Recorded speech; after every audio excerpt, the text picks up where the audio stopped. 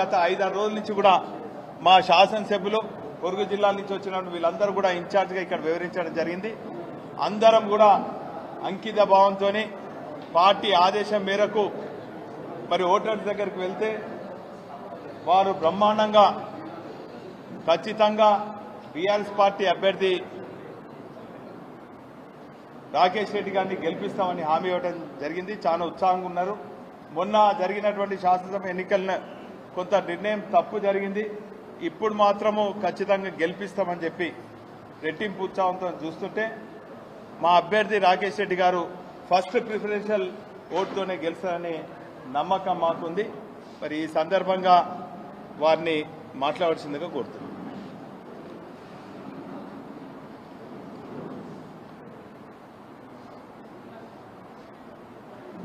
Print మరియు electronic media మిత్రులకు నమస్కారం. లోక్సభ ఎన్నికల తర్వాత గత 12 రోజులుగా సాగినటువంటి ప్రచార సరళిని మీరంతా కూడా గమనించారు. వివిధ పార్టీల యొక్క ప్రచారము, ఆ వ్యక్తులు వివరించినటువంటి తీరు, అభ్యర్థులు మాట్లాడినటువంటి మాటలు, వాళ్ళు లేవనెత్తినటువంటి సమస్యలు, వాళ్ళ యొక్క విజన్, ఇవన్నిటి కూడా మీరు గమనించారు. మిత్రులారా, politics is very dynamic. Time to time ఇవి చేంజ్ అవుతూ ఉంటాయి. అసెంబ్లీ ఎన్నికల్లో ఉన్నటువంటి వాతావరణము పార్లమెంట్ ఎన్నికల్లో లేదు, పార్లమెంటులో ఎన్నికల్లో ఉన్నటువంటి వాతావరణము ఇప్పుడు లేదు. చాలా భిన్నంగా, చాలా వేగంగా రాజకీయాలు మారుతూ వచ్చాయి.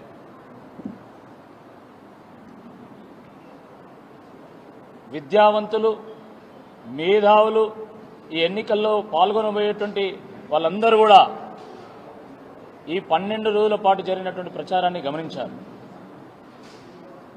3 రాష్ట్రాల సరిహద్దులను పంచుకున్నటువంటి ఈ పట్టభద్రుల నియోజకవర్గంలో 34 శాసనసభ నియోజకవర్గాల పరిధిలో ఉన్నటువంటి ఈ నియోజకవర్గంలో బీఆర్ఎస్ పార్టీ అన్ని పార్టీల కంటే భిన్నంగా 34 నియోజకవర్గాల్లో పట్టభద్రుల సభను నిర్వహించడం జరిగింది. దాంట్లో 30 నియోజకవర్గాల్లో ఉన్నటువంటి పట్టభద్రుల సభలో నేను స్వయంగా పాల్గొన్నాను. మా అధినాయకులు బీఆర్ఎస్ పార్టీ రాష్ట్ర వర్కింగ్ ప్రెసిడెంట్ కేటీఆర్ గారు, అగ్రనేత అయినటువంటి మాజీ మంత్రివర్యులు హరీష్ రావు గారు, మాజీ మంత్రివర్యులు దయాకర్ రావు గారు, సత్యవతి రాథోడ్ గారు, జగదీశ్వర్ రెడ్డి గారు, పువ్వాడ అజయ్ గారు, శాసనసభ్యులు, శాసన మండలి సభ్యులు, పార్లమెంటు సభ్యులు, మాజీ శాసనసభ్యులు, మాజీ శాసన మండలి సభ్యులు, మాజీ పార్లమెంటు సభ్యులు, పార్టీలో ఉన్నటువంటి ప్రతి కార్యకర్త కూడా క్షేత్రస్థాయిలో ఈ ఎన్నిక కోసం పనిచేయడం జరిగింది. మీ ముందే ఉన్నారు. వివిధ నియోజకవర్గాల నుండి శాసనసభ్యులు, శాసన మండలి సభ్యులు, సీనియర్ నాయకులు, ఇన్ఛార్జీలు కూడా మన వరంగల్, ఖమ్మం, నల్గొండ జిల్లాల్లో వివిధ శాసనసభ నియోజకవర్గాల్లో వారు కూడా పనిచేయడం జరిగింది. పార్టీ ఎంతో ప్రతిష్టాత్మకంగా తీసుకొని నాకు వెన్నుముకగా ఉండి మరి ప్రచారం చేయడం. ఈనాటి ప్రెస్ మీట్ కార్యక్రమానికి విచ్చేసినటువంటి electronic, print media, photographers, cameraman సోదరులకు అందరికి కూడా పేరు పేరున హృదయపూర్వక నమస్కారాలు. ఈ ప్రెస్ మీట్ కార్యక్రమంలో ఎమ్మెల్సీ అభ్యర్థి సోదరులు రాకేష్ రెడ్డి గారు, అదేవిధంగా ఆత్మీయ సోదరులు మాజీ శాసనసభ్యులు సతీష్ గారు, గౌరవ శాసనసభ్యులు డాక్టర్ సంజయ్ గారు, కౌశిక్ రెడ్డి గారు, మాజీ ఎమ్మెల్సీ సోదరులు నారదాస్ లక్ష్మణ్ గారు, సోదరులు మాజీ మేయర్ రవీందర్ సింగ్ గారు, మా టీజే రాష్ట్ర అధ్యక్షులు యాదవ్ రెడ్డి గారు, గౌరవ కాబోయే పార్లమెంట్ సభ్యులు డాక్టర్ సుధీర్ కుమార్ గారు, వాసుదేవ్ రెడ్డి గారు, జనార్దన్ గారు, మన మైనార్టీ నాయకులు నయీం గారు, అందరికి కూడా పేరు పేరున హృదయపూర్వక నమస్కారాలు.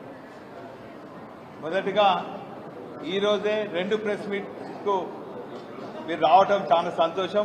పార్టీ తరఫున ఇంత తక్కువ సమయంలో మీరు అందరూ వచ్చినందుకు మరొక్కసారి పేరు పేరున కృతజ్ఞత, ధన్యవాదాలు. సోమవారం జరగబోయే 3 జిల్లాలకు సంబంధించినటువంటి గ్రాడ్యుయేట్స్ ఎన్నికల్లో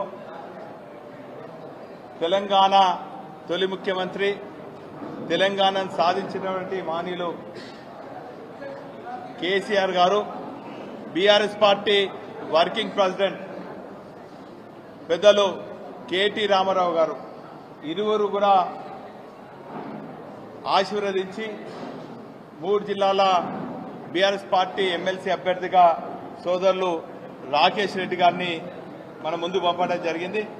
గత కొన్ని రోజుల నుంచి మా గులాబీ శ్రేణులందరూ కూడా చాలా ఉత్సాహభరితంగా పెద్దల సభలో ఖచ్చితంగా ఒక మేధావి కావాలి, ఒక విద్యావంతుడు కావాలి, పార్టీకి కట్టుబడి ఉన్నట్టు వాళ్ళు కావాలని చెప్పి మా గులాబీ శ్రేణులందరూ కూడా చాలా ఉత్సాహంగా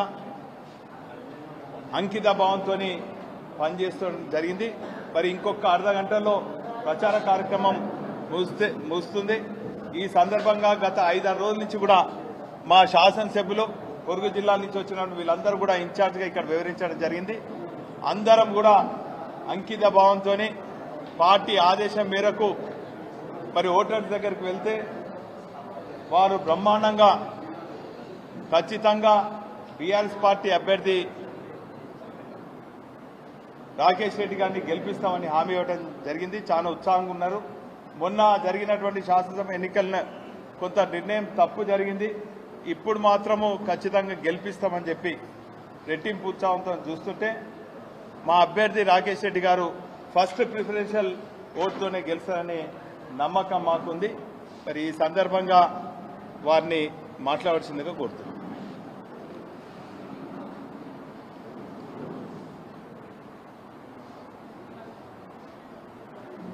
ప్రింట్ మరియు ఎలక్ట్రానిక్ మీడియా మిత్రులకు నమస్కారం.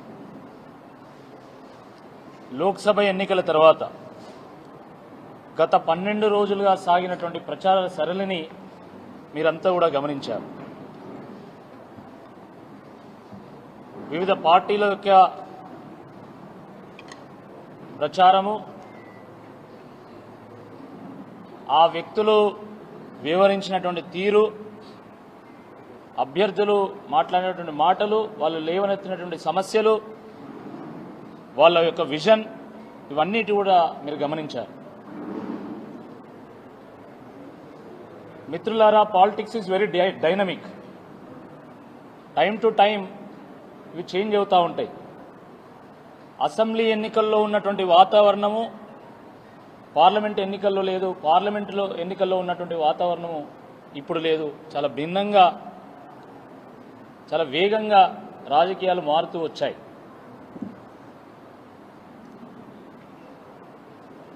విద్యావంతులు, మేధావులు ఈ ఎన్నికల్లో పాల్గొనబోయేటువంటి వాళ్ళందరూ కూడా ఈ 12 రోజుల పాటు జరిగినటువంటి ప్రచారాన్ని గమనించారు. 3 రాష్ట్రాల సరిహద్దులను పంచుకున్నటువంటి ఈ పట్టభద్రుల నియోజకవర్గంలో 34 శాసనసభ నియోజకవర్గాల పరిధిలో ఉన్నటువంటి ఈ నియోజకవర్గంలో బీఆర్ఎస్ పార్టీ అన్ని పార్టీల కంటే భిన్నంగా 34 నియోజకవర్గాల్లో పట్టభద్రుల సభను నిర్వహించడం జరిగింది. దాంట్లో 30 నియోజకవర్గాల్లో ఉన్నటువంటి పట్టభద్రుల సభలో నేను స్వయంగా పాల్గొన్నాను. మా అధినాయకులు బీఆర్ఎస్ పార్టీ రాష్ట్ర వర్కింగ్ ప్రెసిడెంట్ కేటీఆర్ గారు, అగ్రనేత అయినటువంటి మాజీ మంత్రివర్యులు హరీష్ రావు గారు, మాజీ మంత్రివర్యులు దయాకర్ రావు గారు, సత్యవతి రాథోడ్ గారు, జగదీశ్వర్ రెడ్డి గారు, పువ్వాడ అజయ్ గారు, శాసనసభ్యులు, శాసన మండలి సభ్యులు, పార్లమెంటు సభ్యులు, మాజీ శాసనసభ్యులు, మాజీ శాసన మండలి సభ్యులు, మాజీ పార్లమెంటు సభ్యులు, పార్టీలో ఉన్నటువంటి ప్రతి కార్యకర్త కూడా క్షేత్రస్థాయిలో ఈ ఎన్నిక కోసం పనిచేయడం జరిగింది. మీ ముందే ఉన్నారు. వివిధ నియోజకవర్గాల నుండి శాసనసభ్యులు, శాసన మండలి సభ్యులు, సీనియర్ నాయకులు, ఇన్ఛార్జీలు కూడా మన వరంగల్, ఖమ్మం, నల్గొండ జిల్లాల్లో వివిధ శాసనసభ నియోజకవర్గాల్లో వారు కూడా పనిచేయడం జరిగింది. పార్టీ ఎంతో ప్రతిష్టాత్మకంగా తీసుకొని నాకు వెన్నుముకగా ఉండి మరి ప్రచారం చేయడం జరిగింది. మిత్రులారా, ఈ ఎన్నికల ప్రచారంలో మంచి చేసే వాళ్ళు ఎవరు, చెడు చేసే వాళ్ళు ఎవరు, మంచి ఏంది, చెడేంది, చెడు చేసే వాళ్ళు ఎవరు, సన్మార్గంలో నడిచే వాళ్ళు ఎవరు, నడిపించే వాళ్ళు ఎవరు, చట్టసభల యొక్క గౌరవాన్ని కాపాడేటువంటి వాళ్ళు ఎవరో, చట్టసభల యొక్క స్థాయిని పెంచేటువంటి వాళ్ళు ఎవరో మీ అందరూ కూడా గమనించారు. మేము ఒక్కటే చెప్తున్నాం, ఈ దేశంలో చట్టసభలకు సంబంధించి కొన్ని సాంప్రదాయాలు ఉన్నాయి. గొప్ప గొప్ప మేధావులు, గొప్ప గొప్ప నాయకులు అధిరోహించినటువంటి ఈ చట్టసభల్లో మాయగాన్లు, మోసగాన్లు ఉండకూడదనేటువంటి నిర్ణయానికి ప్రజలు వచ్చినట్టుగా చాలా స్పష్టంగా అర్థమవుతున్నది. ఇంతకుముందు పెద్దలు వినయ్ భాస్కర్ గారు చెప్పినట్టుగా పట్టభద్రులంతా ఏకమై మొదటి ప్రాధాన్యత ఓటులోనే బీఆర్ఎస్ పార్టీని గెలిపించబోతున్నారని చెప్పి మాకు చాలా స్పష్టమైనటువంటి ఒక సమాచారం ఉంది. మరి ఈ సందర్భంగా మీ అందరికీ నేను విజ్ఞప్తి చేస్తున్నా, మరి ఎటువంటి బెదిరింపులు లేకుండా విద్యాలయాలు నడవాలన్నా, ఉద్యోగస్తులు పని చేయాలన్నా, ప్రశాంతంగా ఎవరి వ్యాపారాలు వాళ్ళు చేసుకోవాలన్నా ఏ అభ్యర్థిని ఎన్నుకుంటే బాగుంటుందో ఒక్కసారి అర్థం చేసుకోండి. మీరు రేపు బెదిరించేటువంటి అభ్యర్థి వస్తే ఇవే పాఠశాలలు, ఇవే కళాశాలలు, ఇవే విద్యా సంస్థలు, ఇవే వ్యాపార సంస్థలు చాలా ఇబ్బందులను ఎదుర్కోవాల్సి వస్తుంది. అందులో ఎటువంటి అనుమానం లేదు. కాబట్టి ఎవరు ఉంటే ప్రశాంతంగా వ్యాపారాలు, ఎవరు ఉంటే ప్రశాంతంగా విద్యా సంస్థలు, ఎవరు ఉంటే ఉద్యోగస్తులు తమ పనిని తాము చేసుకోగలుగుతారో ఒక్కసారి ఆలోచించాల్సిందిగా ఈ సందర్భంగా నేను విజ్ఞప్తి చేస్తున్నా. అదేవిధంగా మరి ప్రజల తరపున ప్రశ్నించే వాళ్ళు ఎవరు, ప్రభుత్వానికి తొత్తుగా మారేటువంటి వాళ్ళు ఎవరు, ప్రజల తరపున ప్రశ్నించే వాళ్ళు ఎవరు, ప్రభుత్వాన్ని ప్రశంసించే వాళ్ళు ఎవరో కూడా గమనించాల్సిందిగా ఈ సందర్భంగా నేను అందరినీ కూడా విజ్ఞప్తి చేస్తున్నా. మిత్రులారా, నేను గతంలో చెప్పినట్టుగా నేను ఒక రైతు బిడ్డను, వ్యవసాయ కుటుంబం నుంచి వచ్చినటువంటి వాడిని, కష్టం అంటే ఏందో, పేదరికం అంటే ఏందో తెలిసినటువంటి వాడిని, అనుభవించినటువంటి వాడిని. వాటిని ఛేదించి మరి ఎంతో కష్టపడి చదువుకొని నేను బిట్స్ పిలానీలో అడ్మిషన్ తెచ్చుకొని అక్కడ నేను గ్రాడ్యుయేషన్ పూర్తి చేసుకొని ఒక గోల్డ్ మెడల్ సంపాదించి అమెరికాలో 7 ఏళ్ల పాటు ఉద్యోగం చేసి పుట్టిన గడ్డ రుణం తీర్చుకోవాలని వచ్చినటువంటి వ్యక్తిని నేను. ప్రజాసేవ చేయాలనే తపనతో వచ్చినటువంటి వాడిని నేను. మరి గడిచిన 11 ఏళ్ళు భారతీయ జనతా పార్టీలో ఉన్నా, నేను ఇప్పుడు బీఆర్ఎస్లో ఉన్నా కూడా నేను ఒక కమిట్మెంట్తో పనిచేశాను. ప్రజల మధ్యలో ఉన్నా, ప్రజలతో మమేకమైన, ప్రజా సమస్యల మీద పోరాటం చేసినా, ప్రజలకు ఆపద వచ్చినప్పుడు అండగా నిల్చున్నా, వాళ్ళకు ఆసరా అవసరమైనప్పుడు తలలో నాలుకలాగా ఉన్నా. నేను ఎప్పుడూ అధికారం కోసం పాకులాడలేదు. నేను అధికారం కోసమే పనిచేయాలనుకుంటే, అధికారం కోసమే పాకులాడేవాడిని అయితే నేను 2013లో నేను రాజకీయాలకు వచ్చినప్పుడు ఏ కాంగ్రెస్ పార్టీలో, బీఆర్ఎస్ పార్టీలో నేను చేరేవాడిని. కానీ నేను అధికారం కోసం పనిచేయలే, ఒక ఆశయం కోసం వచ్చినటువంటి వాడిని. 11 ఏళ్ల సుదీర్ఘ ఈ రాజకీయ ప్రస్థానంలో కూడా నేను ఎక్కడ కూడా ఒక తప్పటడుగు వేయలే. ఎక్కడ అక్రమంగా నేను ఒక్క రూపాయి కూడా సంపాదించలేదు. ఎన్ని కష్టాలైనా, ఎన్ని నష్టాలైనా ఓర్చుకొని ఎంచుకున్నటువంటి మార్గంలో ముందుకెళ్ళాను తప్ప ఎక్కడ కూడా వెనుకడుగు వేయలే. కాబట్టి దీన్ని మీరు గమనించాల్సిందిగా ఈ సందర్భంగా నేను కోరుతున్నా. మిత్రులారా, నేను భారతీయ జనతా పార్టీలో ఒక కార్యకర్తగా నేను ప్రారంభమైన అక్కడ నుండి ఒక రాష్ట్ర అధికార ప్రతినిధిగా, ఒక గుర్తింపు పొందినటువంటి నాయకుడిగా నేను తయారు కావడానికి నాతో పనిచేసినటువంటి కార్యకర్తలే కారణం. బీజేపీ కార్యకర్తలు భుజాన మోసుకొని నన్ను ఇంత దూరం తీసుకొచ్చిండు. వాళ్ళని నేను గుండెల్లో పెట్టుకుంటా, వాళ్ళని కాపాడుకుంటా. ఏ పార్టీలో ఉన్నా నేను గెలిచినా ఓడినా తప్పకుండా వాళ్ళని కాపాడుకునేటువంటి ప్రయత్నం చేస్తా. కాబట్టి ఆ కార్యకర్త సోదరులందరినీ కూడా నేను విజ్ఞప్తి చేస్తున్నా, మీరందరూ కూడా ఆలోచించండి. మీతో పాటు తిరిగినటువంటి వాడిని, మీ మధ్యలో పెరిగినటువంటి వాడిని, మీ కళ్ళ ఎదుటుగా ఎదిగినటువంటి వాడిని, ఎన్నో కష్ట నష్టాలు ఓర్చుకొని ఈ స్థాయికి వచ్చినటువంటి వాడిని. కాబట్టి నాకు వచ్చినటువంటి ఈ అవకాశం పూర్తిగా సద్వినియోగం అయ్యే విధంగా మీరు కూడా సహకరించాల్సిన ఈ సందర్భంగా నేను బీజేపీ కార్యకర్తలందరూ కూడా నేను చేతులెత్తి నమస్కరిస్తున్నా. అదేవిధంగా జరిగినటువంటి సంఘటన అంతా మీకు తెలుసు. నేను బీఆర్ఎస్ పార్టీలో చేరిన తర్వాత నాయకులు నన్ను వేలు పట్టుకొని నడిపించింది, కార్యకర్తలు గుండెకు హత్తుకున్నారు. మీరు చూశారు ప్రచారంలో మొత్తం కేటీఆర్ గారు, హరీష్ రావు గారు ప్రతి నియోజకవర్గం తిరిగిన నాతో పాటు, ప్రతి నియోజకవర్గం ప్రతి జిల్లా తిరిగిన నాతో పాటు వాళ్ళు వేలు బట్టి నన్ను నడిపించారు.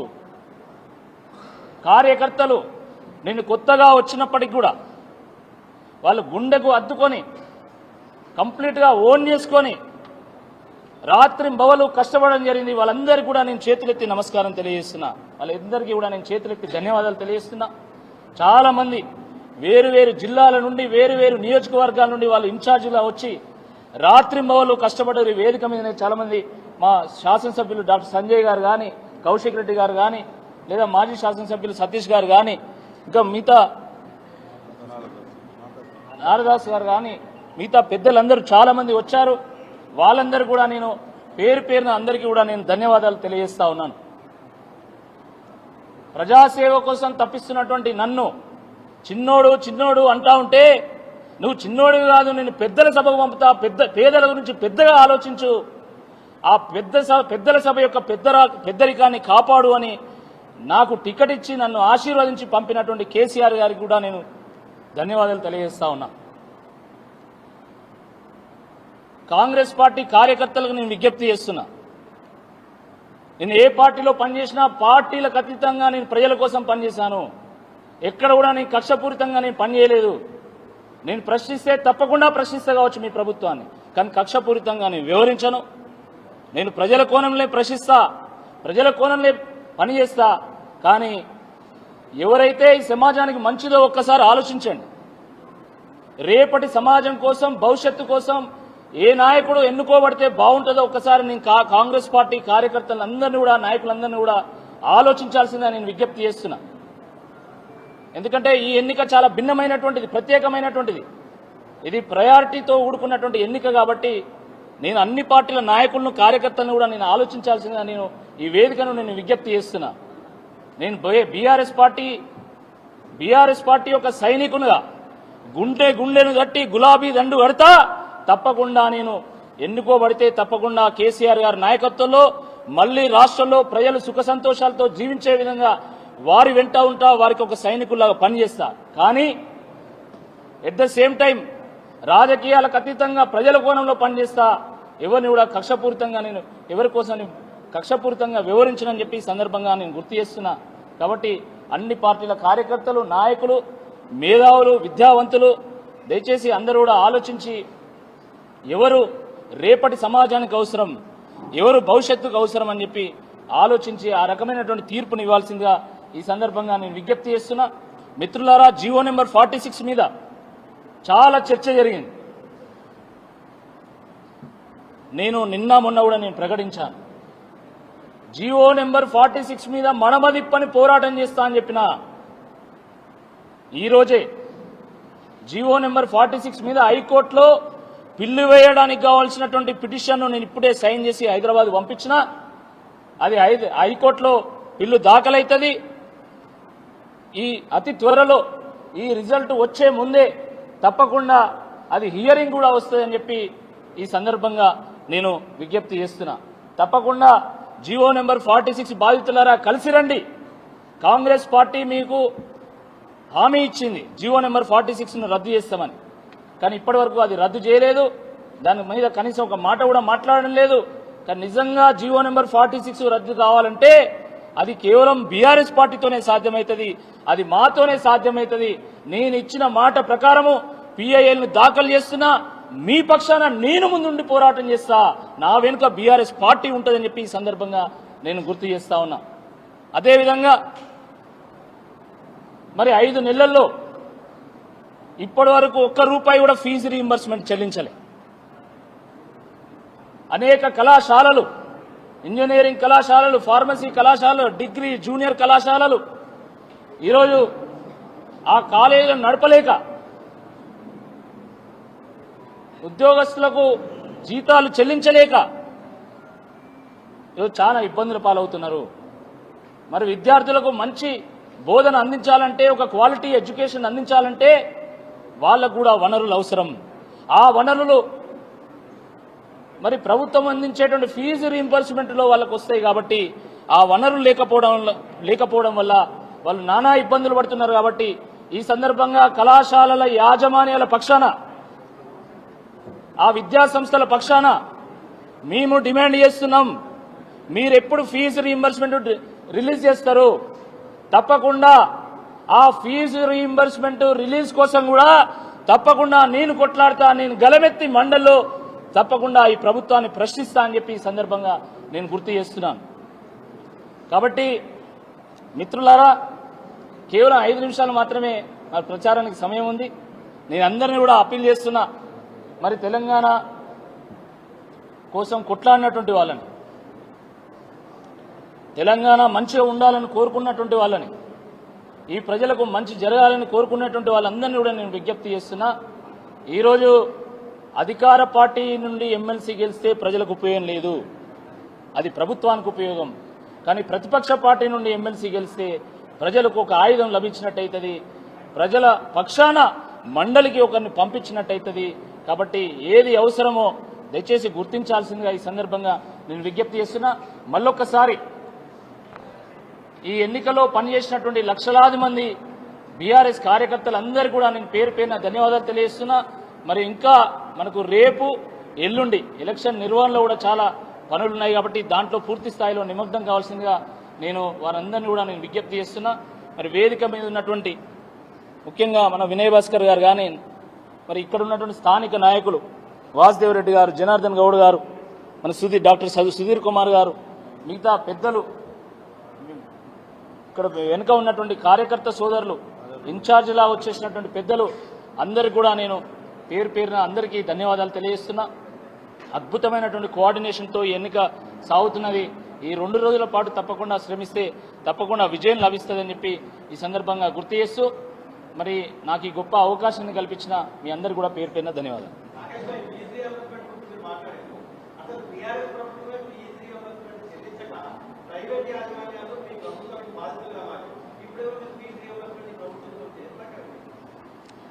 ఫీజు రీయింబర్స్మెంట్ విషయంలో కొంత ఆలస్యం జరిగినా కూడా ఎప్పటికప్పుడు ప్రభుత్వం విడుదల చేస్తూ వచ్చింది.